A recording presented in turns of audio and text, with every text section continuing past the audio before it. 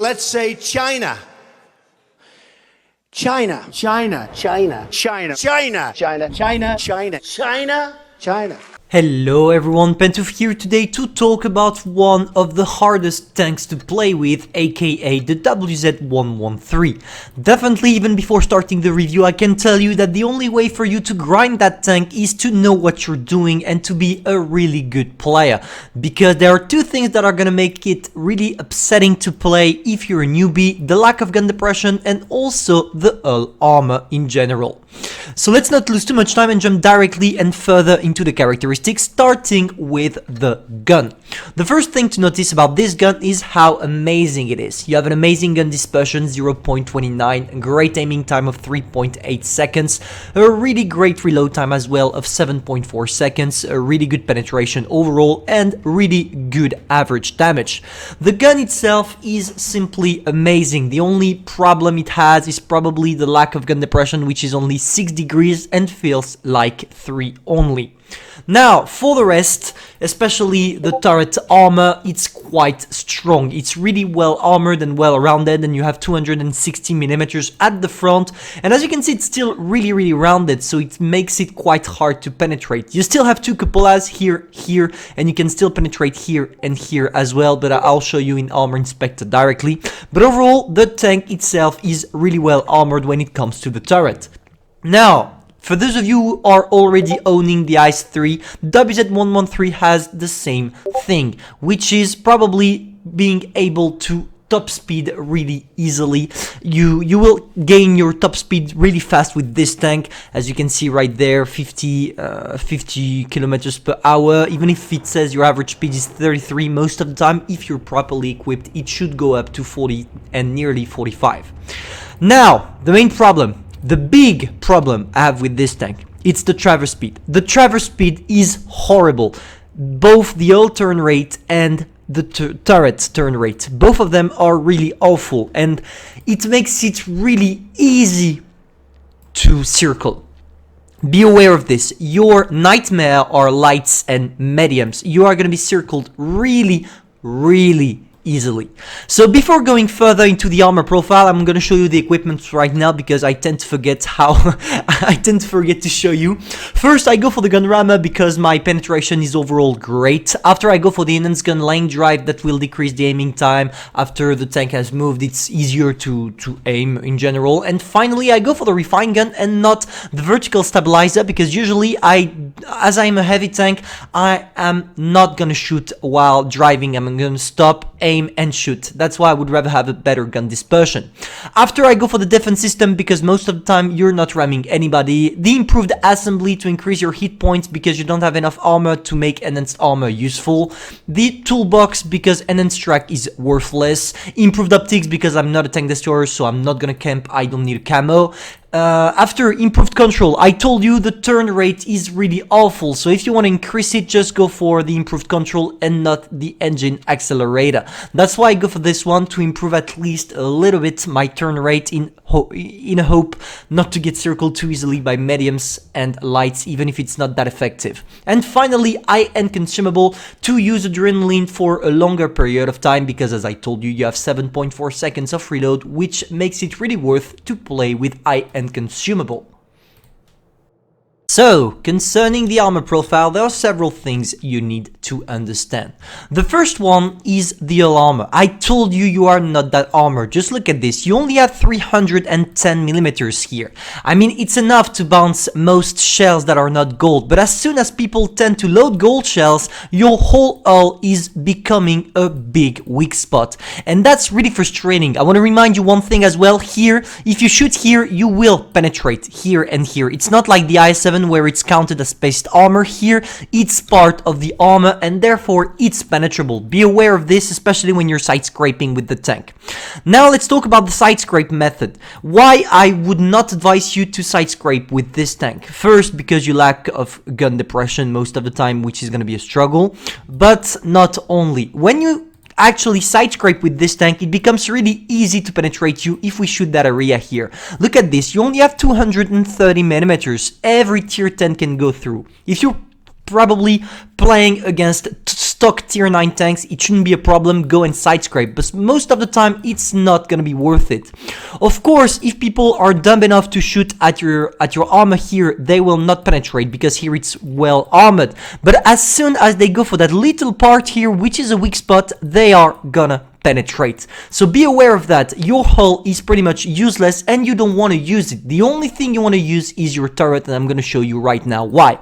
Look at this. Here you have armor. Here it's extremely hard to penetrate as long as the enemy is not using gold shell.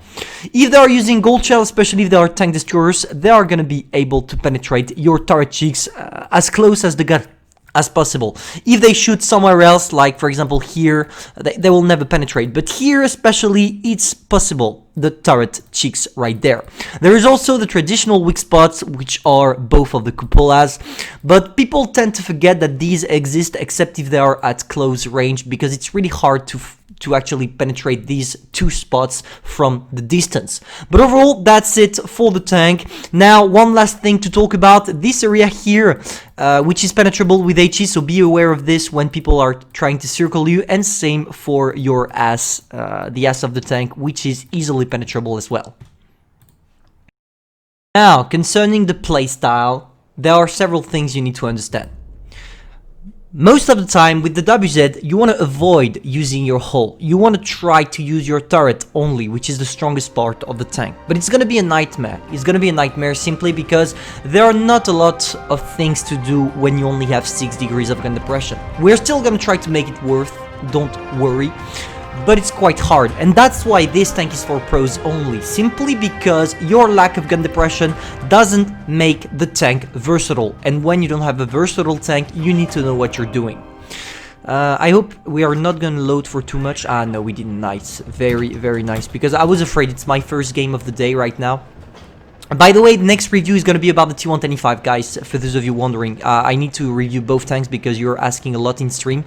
So, the first thing to notice, as I told you, it's the top speed. We are already at 45 kilometers. This tank can really relocate easily. You have an amazing mobility when it doesn't come to the turn rate, which is awful.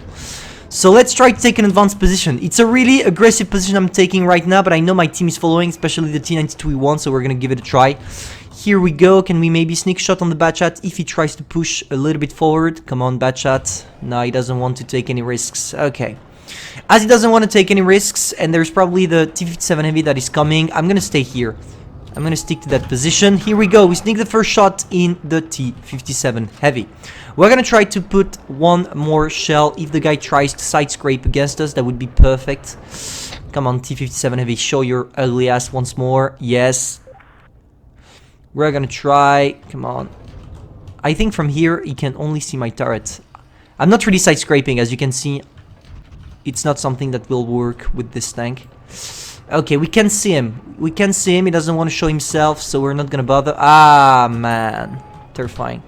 Okay, let's see if the T57 Heavy is coming. No.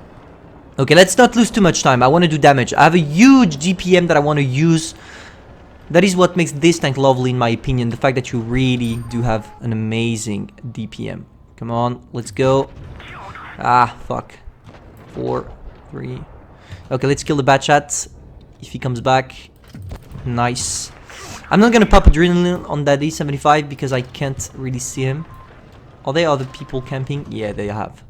Okay, good. That's gonna be a good one if people tend to shoot him. No, they don't want to.